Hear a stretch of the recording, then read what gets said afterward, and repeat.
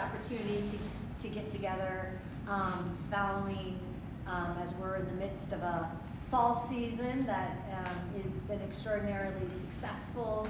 I just wanted to highlight a handful of programs and successes, and obviously answer questions that you may have, but we just came back from, I just walked back down the hill from the send-off. Our men's soccer team is headed to the College Cup, which is the equivalent of the Final Four in men's soccer. This is the second time in 3 years that Coach Vidovich has our team headed down to Cary, North Carolina. They'll play in the semifinal game Friday night at 8:30 against Indiana, who we played last time in the semifinal game. So just a tremendous, extraordinary season. Coach Vidovich and his staff have just really built a program that is a perennial contender now in the NCAAs, and a team that we're incredibly proud of. And they've got a great belief, they've got great confidence, and we'll see what happens. I'm going to be heading down there with a group of people on Friday to watch that game, and then hopefully our plan is to head back on Monday for the national championship game. So we'll stay tuned to that. And then obviously our volleyball team, our NCAA, headed to the Sweet 16 yesterday. Again, Dan Fisher's just built and sustained a program that is incredibly successful, just a tremendous group of student athletes. We will be playing Thursday afternoon at 3:30. Our staff is going to watch the game downstairs here in the Campus View Club. We'll have a fun all-staff watch party, cheering them on. They have a tough draw. They're in Madison, Wisconsin. They'll be playing Florida, who's a 3 seed, we're a 2 seed. It's really good competition, and then obviously when we advance, we'll be in the Elite 8 against potentially Wisconsin. So with the chance to make a run there in the Final Four again. So a team that has great expectations and an extraordinary coach and group of coaches that have been together for a number of years now, 6 or 7 years now. So it's a great program and fun to watch. Obviously, women's soccer made it to the Sweet 16 too. I think we put a graphic out. I don't know, our creative team is so talented, but they put a graphic out yesterday about 3 teams in the Sweet 16. Randy Waldrum is just, again, I would argue we have 2 of the greatest soccer coaches in the country. He's elite. That team responded really well following, the loss of Amanda and Chloe at the beginning of the season, 2 marquee players, and to see that team battle back and really, finish in the Sweet 16. I know we wanted to be in the NCAA tournament, and to make it to the Sweet 16 was exceptional. Beat 2 really good teams there. So anyway, I'm really proud of the success of our fall teams. When we talk about comprehensive excellence a long time ago, when I've spoken a lot about that, this is it on display, right? And success is contagious, and it really is. And when one team, and I think certainly volleyball has probably led the way, when one team starts to win consistently and believe, it becomes contagious. And our fans, our Pitt fans have, we broke attendance records in volleyball, and in men's soccer for the Elite 8 game, it was literally sold out. I mean, I've never seen so many people at Peterson Sports. I felt bad we had to turn people away, so we probably need some more bleachers built. But people follow winners here in Pittsburgh. We all know that, and so I'm really grateful to the fans and the people supporting these programs because it means a lot. So, and obviously football has. We're headed to the Sun Bowl. It's not a New Year's Six Bowl. It's not the college football playoff. And so, a little disappointing overall, but I will tell you, this is a team that, has a great opportunity. We're going to play, UCLA, a top 20 team, get a chance to get our, 5th consecutive win here. They had a really strong finish. I would say they had a great, strong start, too. Winning the backyard brawl in front of the largest crowd in Pittsburgh history, for a sporting event was just awesome. Our fans, again, that support Pitt football have been exceptional. And I will just give a big shout out to the student section, the Panther Pitt.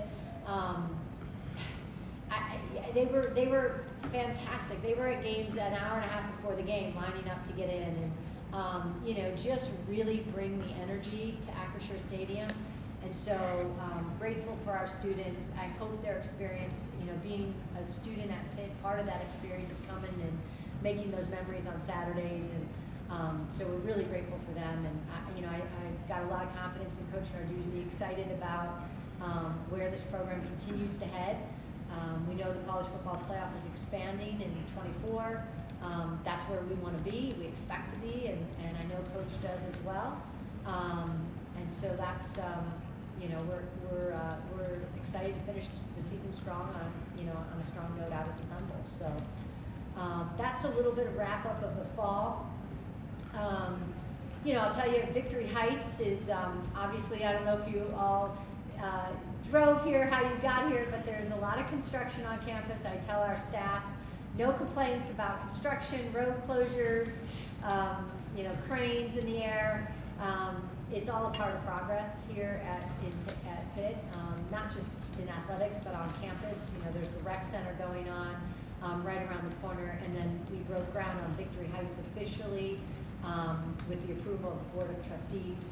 We will have an official groundbreaking early January for Victory Heights, but you can see all the dirt being moved and progress being made. So that project, just to reiterate, is a new arena and sports performance complex. It's a 3,000-seat arena for volleyball, wrestling, and gymnastics.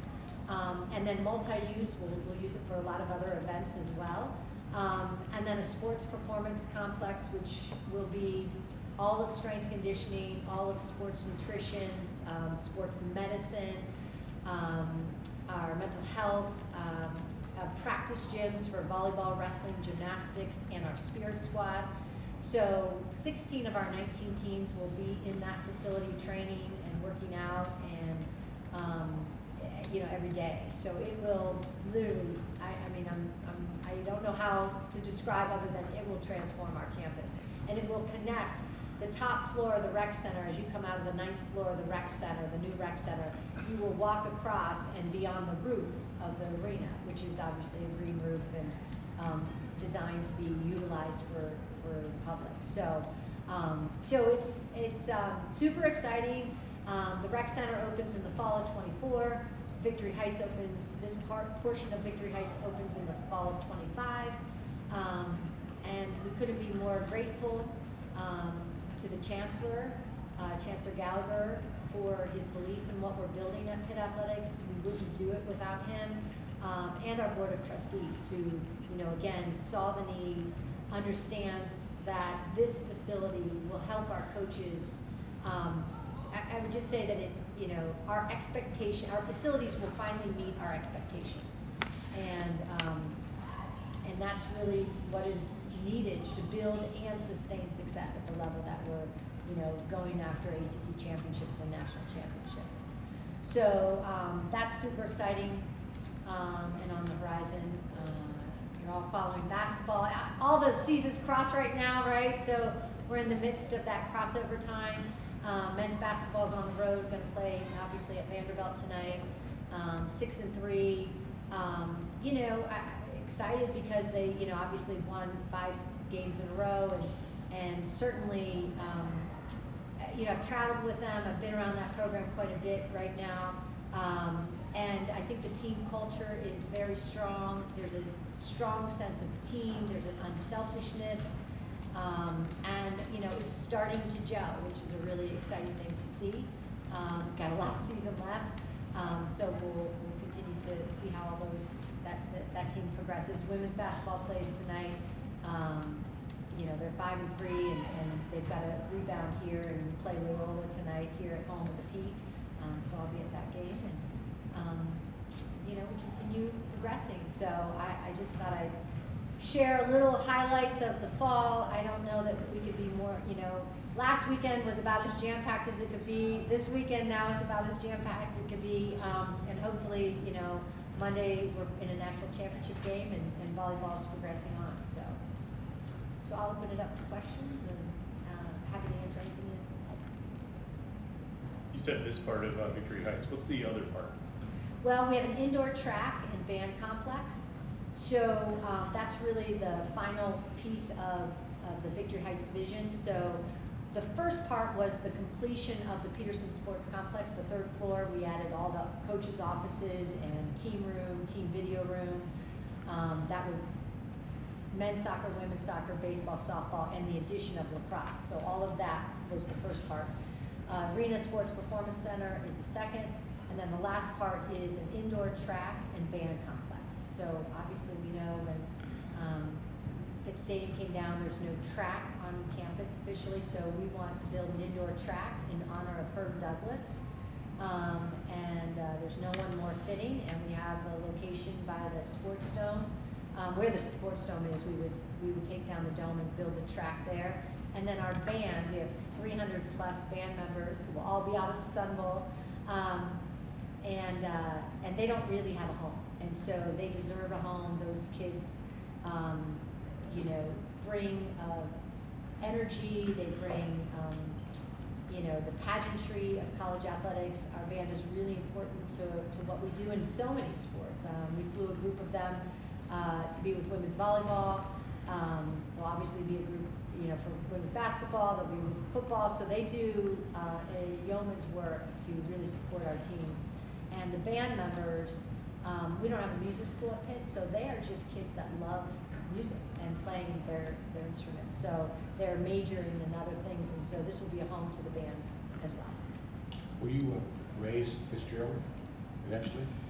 Yeah, yes. I mean, at some point, it will be a university piece of property, and the university is yet to decide specifically what they're going to do with that piece of land.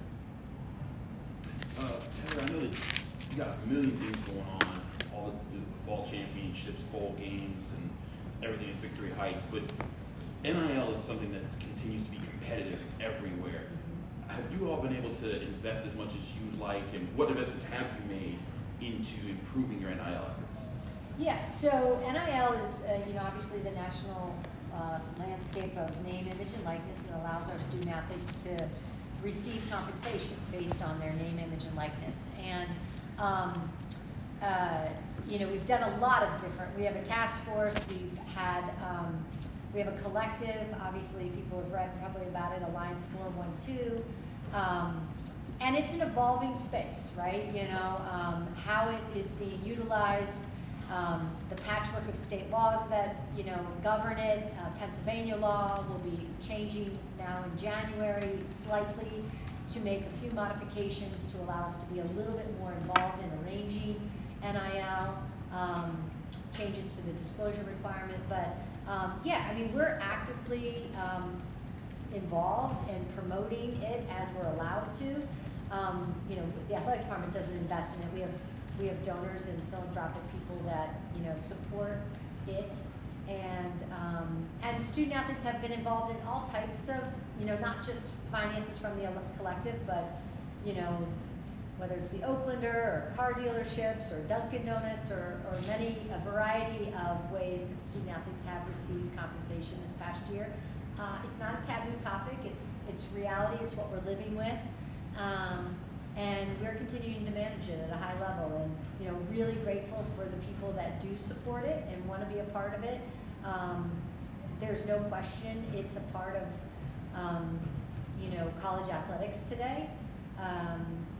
The NCAA says, I think the biggest thing that I struggle with it is the tampering aspect. That part is not. It doesn't reflect incredibly well on our profession, but there's no question, when student athletes have gained a certain stature, or companies want to invest in them, or people want to invest in them, that is permissible. So we don't discourage it.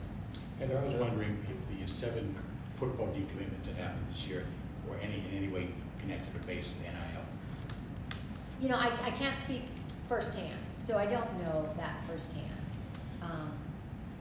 And that's one of the challenges with NIL, right? Nobody knows what they hear or read is actually true.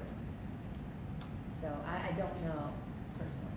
Heather, what is the challenge of trying to manage what is kind of perceived as a wild, wild west of, wanting things but not, I mean, how do you manage that, and is there anything that can be done in the future to help better define it? Yeah, I think the best thing that we have going for us is our coaches and the relationship that our coaches have with our student athletes. And what I mean by that is, when student athletes have real, genuine relationships with their coaches, as I think a great majority of our kids do, they'll go to a coach and say, look, I'm being offered something by another school. What can we do at Pitt? And fortunately, we've got someone like Coach Narduzzi and his whole staff who have those types of relationships with our student athletes where, we can have those conversations. Ideally, you don't have, 50 different laws across the country. And ideally, there's probably some more structure designed around it. It's literally free agency, and there's no limits, and there's no documentation that is shared across, among everybody. We document it internally in our office. I think it's important to have disclosure. It's important to understand and help guide our student athletes when they get approached on certain situations. So that's how we manage it, but that's not necessarily consistent across the country. And so, yeah, it is a bit of the Wild West in that sense. And so, we're doing the best we can, I think, to manage it. And obviously, we're grateful for the support that we have through our collective to help manage it. And it's a definite balance with our coaches. Sorry, go ahead. Another thing that people might consider is the Wild West is the transfer portal and how kind of widespread it is now. Do you feel there needs to be more guardrails around the idea of the transfer portal and all these student athletes going into transfer and find a new school to play sports at? I think the transfer opportunities are here to stay for a while. The NCAA created the windows, which obviously does limit the distractions during season. It doesn't mean that kids don't declare that they're going in the portal earlier, but they technically can't go in the portal until it technically opens. And that, I think if student athletes choose to leave or transfer, that's their decision to make.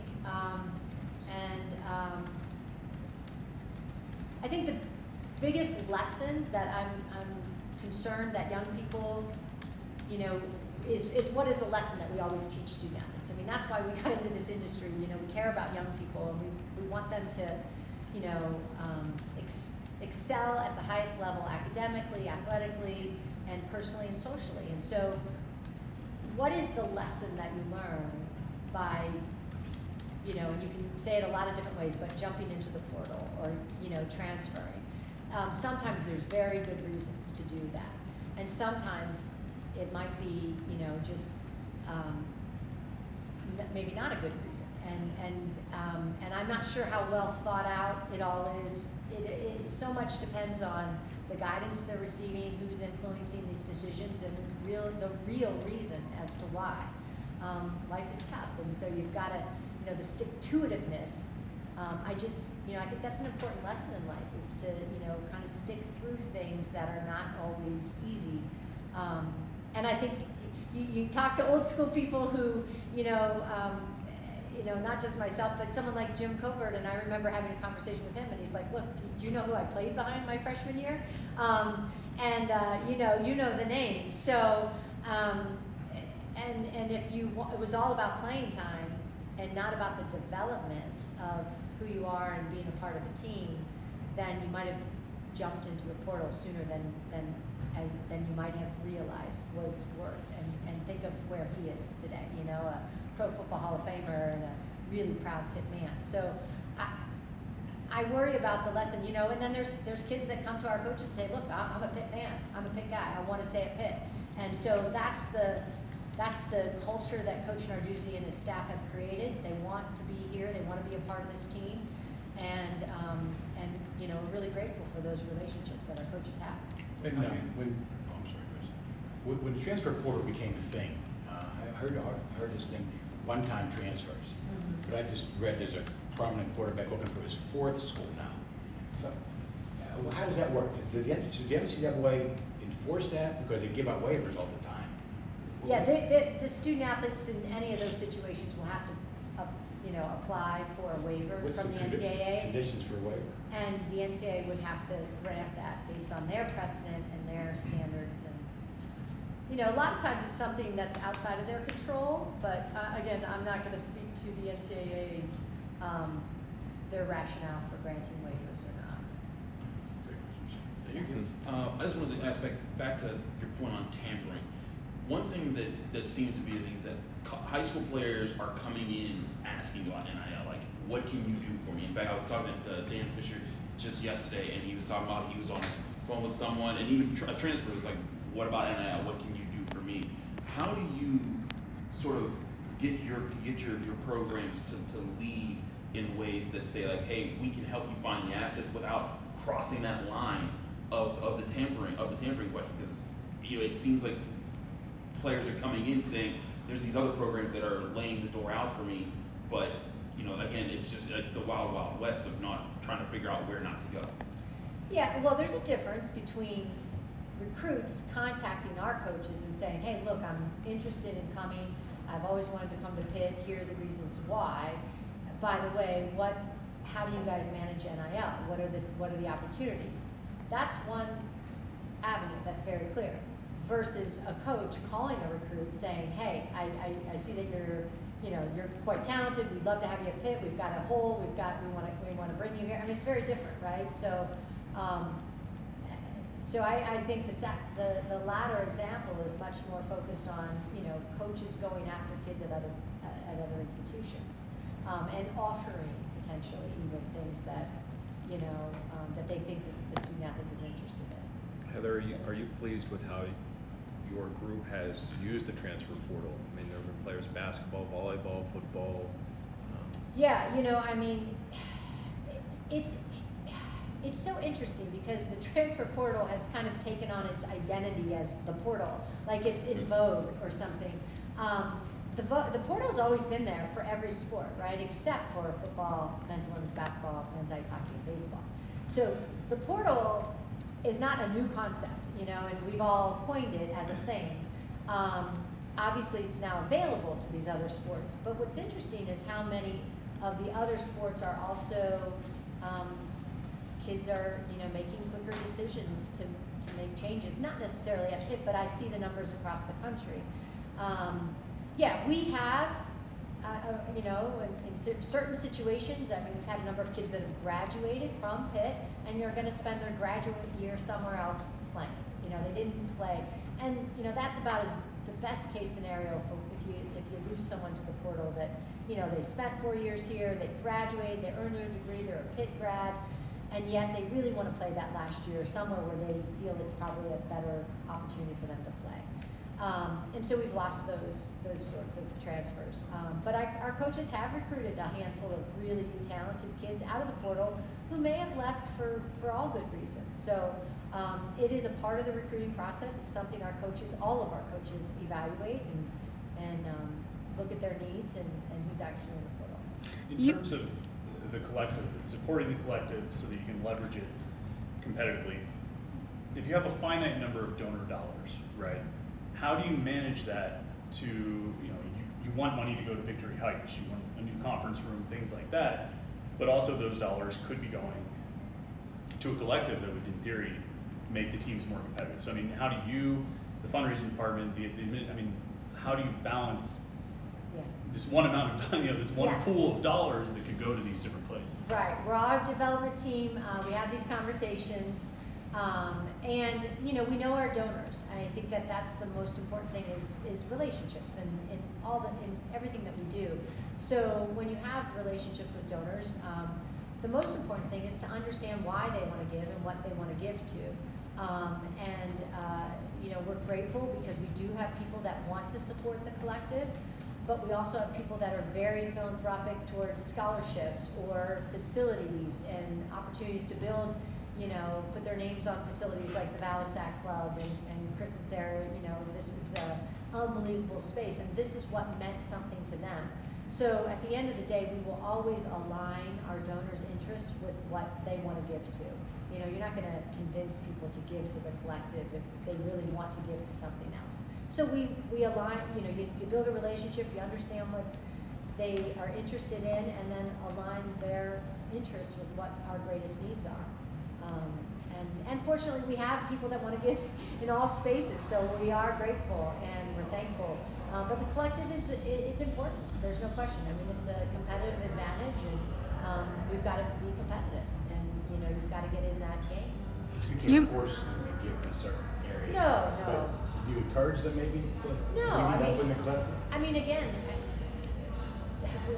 our donors are incredibly great, supportive, and they're going to give to what they want to give to, and that's fine. I mean, we've got a lot of people that want to support us, which is, you know, we're just in a blessed situation. So people that want to give to the collective will certainly give to the collective, and they understand how it impacts the recruiting world. It does, and how it helps student athletes. This is, you know, how it helps student athletes who don't always have the needs that, you know, the things that others have. You mentioned the challenge of NIL being governed by 50 different state laws. Is there any push for a uniform set of NIL rules? Yeah, that would take federal legislation, right? So there's no question things have been discussed at length in the Senate and the House, and there's a number of bills that have been proposed by senators. Nothing that has taken, you know, just great, has had much success yet. But it is, and again, they have to make a decision that they want to get involved in governing college athletics. So. Heather, is it difficult to, in your position, to evaluate programs, especially programs with smaller rosters like basketball, when it can be so much turnover? I mean, I think of what you talk about, Jeff, building culture, but when the holdovers are the minority of the roster as opposed to the majority, I mean, it's got to be. I imagine you're trying to evaluate, is this program going forward? At the same time, he's sort of starting from scratch, it seems, every year. Well, he has in some ways, but I will tell you that it's also, how does the coach prioritize it? You know,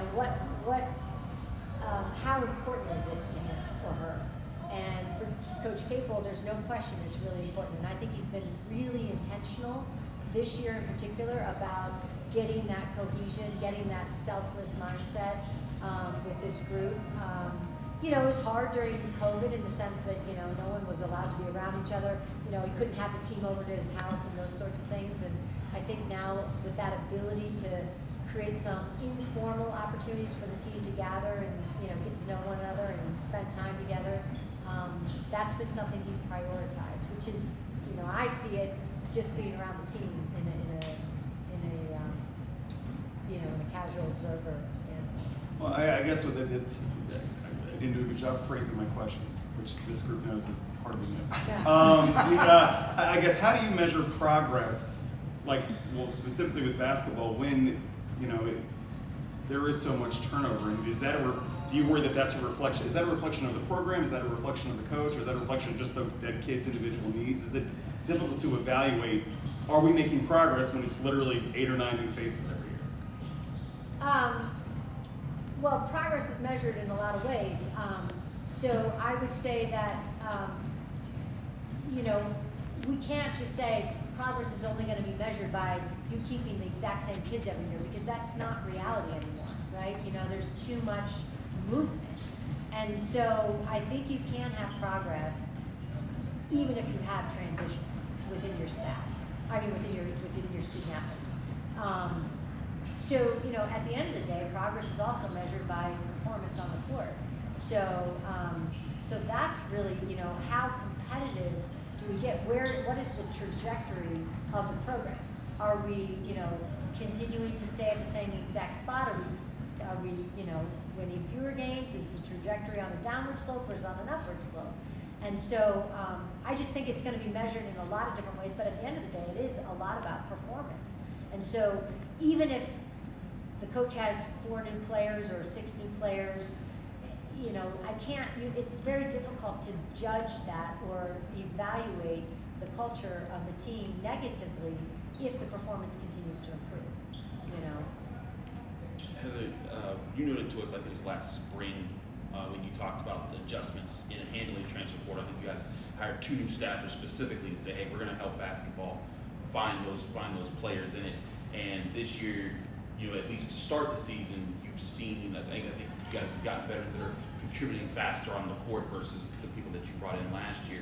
Have you seen stability or success there enough to say, like, hey, our investment is working right now? It's still a long season ahead, but have you seen improvement there in how they've operated this year? I think the quality of staff that Jeff has surrounding him in those areas is very strong. I mean, they are invested, they care deeply about their work, and have done a good job. And, I think a couple of the incoming transfers are very, early on, seeing great results. But yeah, I mean, it's going to help the coaches. I mean, to think that, someone doesn't monitor the transfer portal on a daily basis or really evaluate those. I mean, it's not just, okay, this student athlete's in, let's take a look. I mean, you got to do all the research to find out why are they in, what happened, where have they been, all those sorts of things, where are they academically, all that. So there's a heavy lift in taking a look at transfers. So yeah, I think that the investment is worth it. And in combating the transfer portal, because ultimately, like you said, you can't keep everybody, but you try to keep people. But you've seen success from Pat Narduzzi to keep some players from there, and he's been here 8 years. Dan, was talking about how Valeria last year, she just led you guys in scoring against Colgate, but last year she got benched after being a starter, didn't leave, stuck around and stuck with it. Is the key component to that keeping coaches tenured and kind of sticking around to kind of establish that long term, or are there a lot of other elements that go on top of that? Well, it's complicated. I would say that, first of all, every student athlete's an individual, right? So it's hard to broad brush it. But I would say that the most important factors, I mean, continuity of coaches is important if you've got the right coaches, right? So continuity matters, and I think student athletes want to know that. But also building a culture that student athletes know that they're going to get better. We all go into, I don't know, I went to college and I thought I was all everything, won state championships, and I can't tell you how much better I got from a freshman to a senior. And I think that development piece of, whether it's Narduzzi or Dan Fisher, Jay Vinovich, Randy Waldron, Mike Bell, I can go on our coaches, but they develop and make their players better. So someone like Valeria, she's, just a rock star this year, but the year before did get benched, did get beat out. And she's in a great culture where she's proud to be at Pitt, wants to be a part of a winning program, and has confidence that their coaches are going to make them better. Are they eventually going to start? You don't know. You gotta have some stick-to-itiveness and work ethic to try to get better, but you also have to have the right coaches who help make you better. And I think our football coaching, I think our coaches make our players better. And it's hard because, everybody wants instant success, right? And there's work that goes into it. So it's a marathon, it's not a sprint, and it takes a little time to build it the right way. So she's a perfect example of the right culture, wanting to realize how much better she's going to get, and then, just an unbelievable season that she's having right now. So, but there's a number of examples that I could describe like that. Speaking nationwide, isn't she the minority though? Well, I think there's lots of examples of it. Percentage-wise. People might not know them all, right? You might not. You wouldn't know Valeria. You don't know her from Adam, right? You guys don't know Valeria because you don't follow it. If you look across our board in all the sports, there's lots of examples. The handful of high-profile ones are the ones that get the attention, so people think that they're not happy, so they're going to go somewhere else. There's a lot that stay. There's a ton that stay, and there's a ton that come in as freshmen and do not play, but by the senior year or by the junior, senior year, they are difference makers. It's because coaches coach. The core, the origination of that word is to carry someone from one place to another, and that's what they do well. They make them better over time. Heather, what can be learned from the successes of soccer and volleyball that can translate to all sports? Well, it starts with great coaching. mean, it really does. Again, Jay Vidovich is extraordinary at what he does. Randy Waldron is extraordinary at what he does. Dan Fisher is an extraordinary coach. They just are. That's the start of it, but it's not about one coach or one player. It is about the entire athletic department. You know, you've got to have great athletic trainers. We've got to have great strength coaches, world-class medical team, fabulous development people raising money for these programs. You know, academic advisors who are helping their kids manage their academics. I mean, we're in the middle of finals right now, and we've got 2 teams on the road competing for NCAA championships. So it's about the whole department really doing an exceptional job, because one coach can't do it alone. So I think it's, and success is contagious. I mean, we just saw the soccer team send off, and you saw the basketball team up there, you saw the women's soccer team, I saw the lacrosse team, I saw the baseball coaches, the softball coaches, the track coaches. I mean, you know, they want to be a part of it. And when one team starts to do it, others believe that you can do it. It's an internal belief system. And I think that that's what we all learn, that everybody matters and that you've got to believe internally before it's going to happen externally. Can you quantify how much money is in the collective or needs to be in the collective? No. I know it's probably an unfair question. I apologize. Yeah, I've seen yeah. other coaches, you know, other schools have Right, mentioned it. right, yeah, I don't know. I guess though, but does that lead to the fear of it just becoming a straight out arms race, in that, you know, schools with bigger donor bases, larger footprints, whatever, will have simply, it'll be like Major League Baseball, where the Yankees have this much and other franchises, I'm not going to name names, say they have this much. Yeah. I mean, and you guys, I'm not speaking to your finances, but I mean, you had a football player that had a great year. Literally everything that could have gone right went right, and it still wasn't enough to convince him to stay. Right. And so, do you worry about that? Just this without legislation, just the escalation, maybe almost becoming a have and have not thing, maybe down the road. It's just hard to predict where NIL is going to go, because the current model, in my humble opinion, is not sustainable. I think we've got to have a better solution as leaders in college athletics eventually. So it's hard to say that it's really going to get to where, you know, Major League Baseball is right now, and I understand that. And I do think relationships matter. I do. At the end of the day, I think relationships will always matter. Finances are important,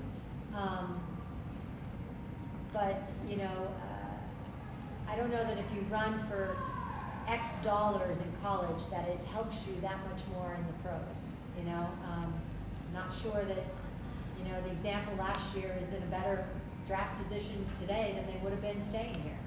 I mean, I would argue that they aren't, and so. So I think that we'll see examples along the way where it didn't necessarily work out the way they wanted to be, you know. And there are reasons why kids transfer.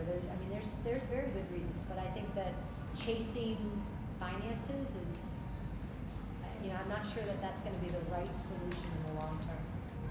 And then when you mentioned looking for a better solution to this kind of thing, is there anything concrete that you think, if we can get this, we can start to get a hold on that Wild West of NIL?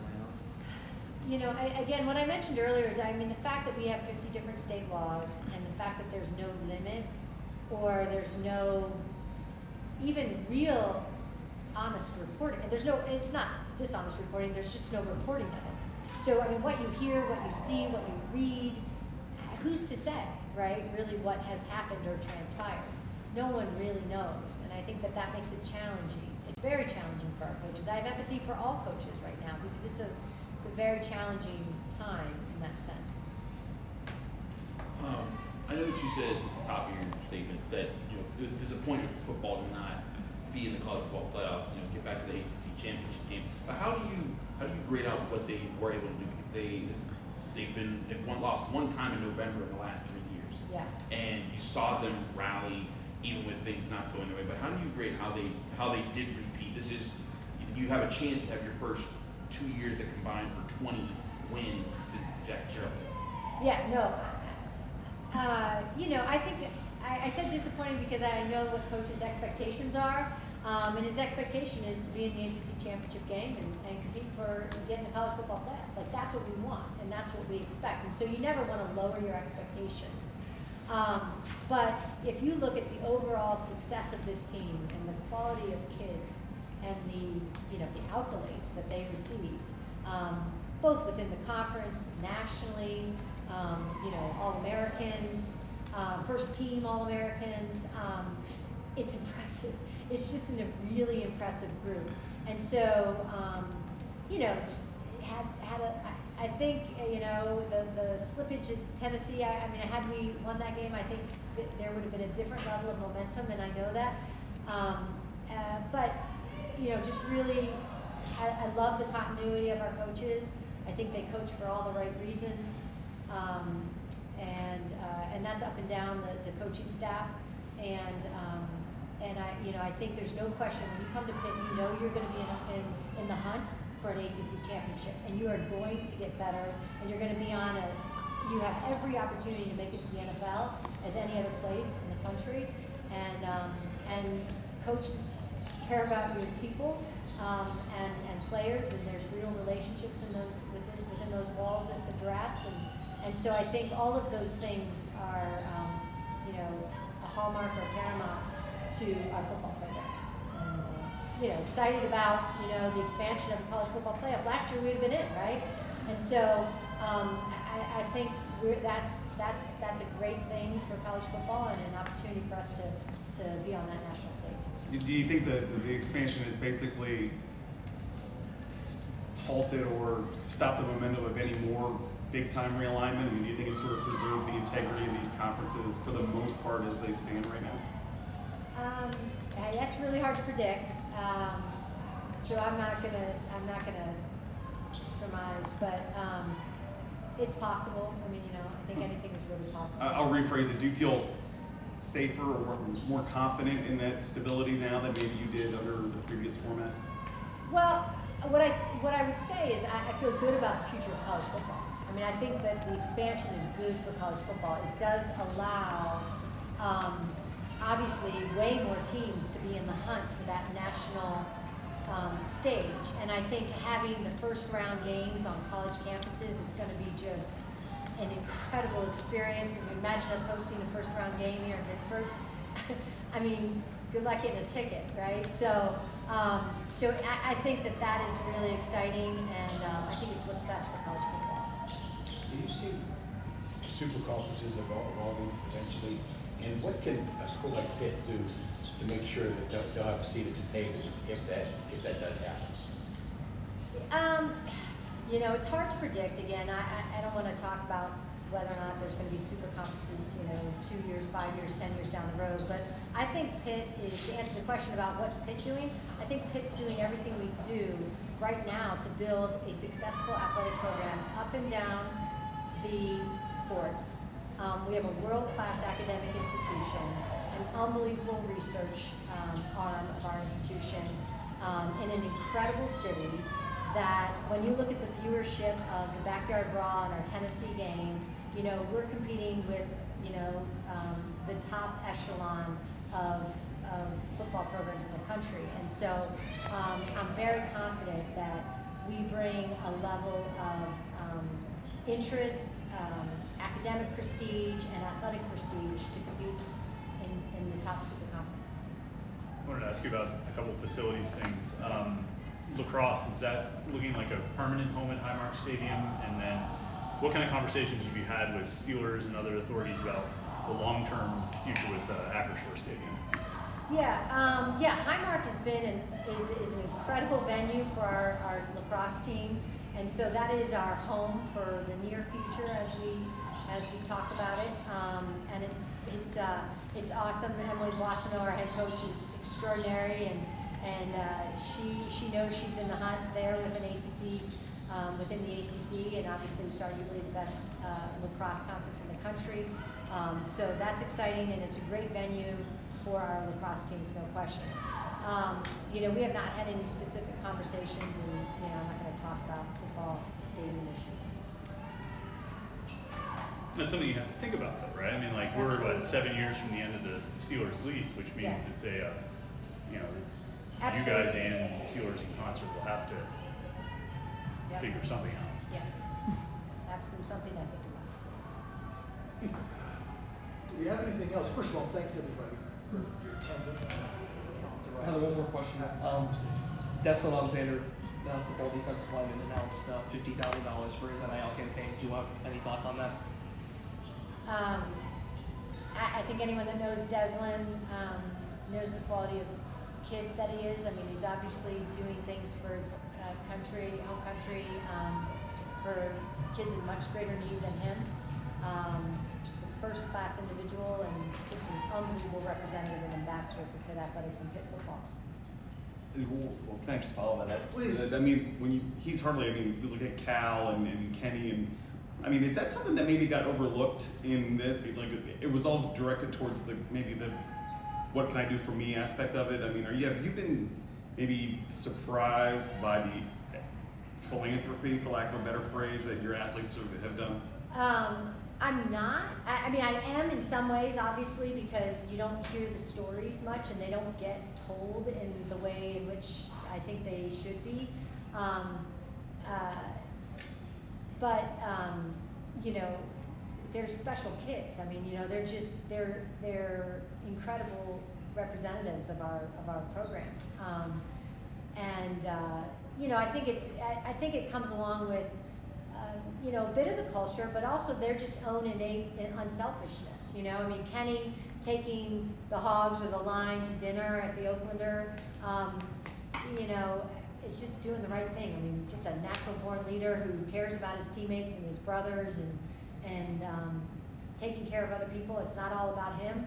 That doesn't surprise me when you know Kenny. What Deslin's doing doesn't surprise me when you know Deslin. And so, you know, I think it's a story. Cal, I mean, he's a whole different other mold. You know, I mean, just an unbelievable guy. So I think those are the stories that are incredible to tell. And our Alliance 412 does a lot of philanthropic work with regards to their collective. And so I know they don't really work in the sense of traditional work, but they do a lot of philanthropic work. And so that's something inherent in what we're doing. But Cal, Deslin, Kenny, and others have taken it to a different level. Heather, Is it surprising? Oh, I'm sorry, you could. just quickly, you mentioned the success of lacrosse. Are you happy with the number of sports? Are you looking at adding anything, or are you? No, we're really happy with the number of sports and, you know, thrilled for our lacrosse team. I mean, we have 35 girls that obviously get to play at this level and grow the sport here in Pittsburgh. We just got I won't say her name, but we just got a recruit out of Mount Lebanon from lacrosse, and she's really, really talented. So so it's fun to see the sport grow here in Pittsburgh and for us to get the best talent and let them stay here in Pittsburgh. Jerry, you wrap us up. Okay, thank you. Are you surprised that these philanthropic efforts of Cal and Deslin were illegal before NIL was started? I mean, it seems like we could have been doing this for decades before this. Right. Yeah, I mean, I don't know that we've got it right. So, but there's no question they're the type of you know, unselfless leaders that they are. Would not have happened but for the NIL. So those are the good stories that you want to tell, and we just don't tend to glom onto them. But there's no question those individuals are unique and very special, and we're glad that they're at Pitt. NIL was about 50 years too late. Are we good?